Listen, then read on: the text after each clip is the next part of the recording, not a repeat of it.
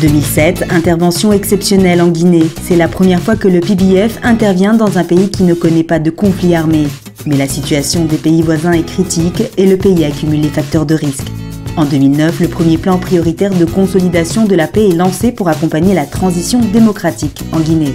2011, mise en place du second plan prioritaire pour renforcer la démocratie naissante et instaurer un état de droit. Le contexte est marqué par une forte instabilité politique, le tissu social est fragile à cause des tensions intercommunautaires et d'une situation socio-économique précaire. Enfin, la situation sécuritaire est alarmante, l'armée est désorganisée et la délinquance augmente. Avec une enveloppe de 55 millions de dollars, le PBF intervient en Guinée à travers une trentaine de projets. L'action du PBF se caractérise par le financement de projets Quick Impact, c'est-à-dire une intervention ciblée et qui apporte un bénéfice immédiat pour la population. Le PBF a pour le but de générer des effets catalytiques et travaille en partenariat avec la société civile, les institutions publiques guinéennes, les ONG nationales et internationales, le secteur privé guinéen et les acteurs internationaux partenaires au développement. Les projets sont orientés selon 3 axes prioritaires, la réconciliation nationale, la réforme du secteur de la sécurité et l'emploi des jeunes et des femmes. Dans le cadre de la réconciliation nationale, plusieurs actions sont menées, apaisement, prévention, résolution pacifique des conflits et accompagnement du processus électoral et de la justice transitionnelle.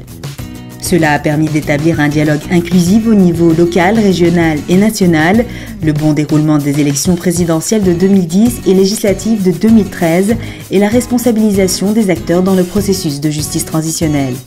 Concernant la réforme du secteur de la sécurité, militaires et gendarmes ont été formés au droit international humanitaire et aux violences basées sur le genre. Les dispositifs de contrôle civil et démocratique des forces de sécurité et de défense ont été renforcés, ce qui a permis l'amélioration de la gouvernance, le recensement des effectifs du corps de sécurité. Près de 4000 militaires ont été mis à la retraite.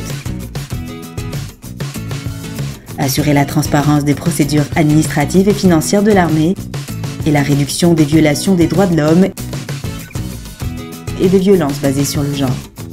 Concernant l'emploi des jeunes et des femmes, la création de 3500 emplois pour les jeunes et les femmes a fait diminuer leur participation aux violences. La formation technique et professionnelle de 2000 jeunes ex-associés de l'armée au maniement des armes a permis d'offrir un emploi à plus de la moitié d'entre eux. La réalisation d'une étude sur le secteur des mines et de l'agriculture pourrait mobiliser 50 millions de dollars pour l'emploi des jeunes et des femmes. Face à la réussite des projets financés par le PBF, différents partenaires internationaux et le gouvernement guinéen ont décidé d'aider à la poursuite de ces initiatives pour près de 68,4 millions de dollars. En résumé, les actions de PBF ont permis de renforcer le processus de démocratisation de l'état de droit en Guinée, d'améliorer la gouvernance du secteur de la sécurité, de donner des opportunités d'emploi aux jeunes et aux femmes et de contribuer ainsi à la stabilité sociale et politique du pays. Mais ces acquis restent fragiles, le pays a besoin d'accompagnement pour les années à venir, il faut renforcer les institutions constitutionnelles et accompagner les échéances électorales de 2015 au risque de voir le pays à nouveau déstabilisé.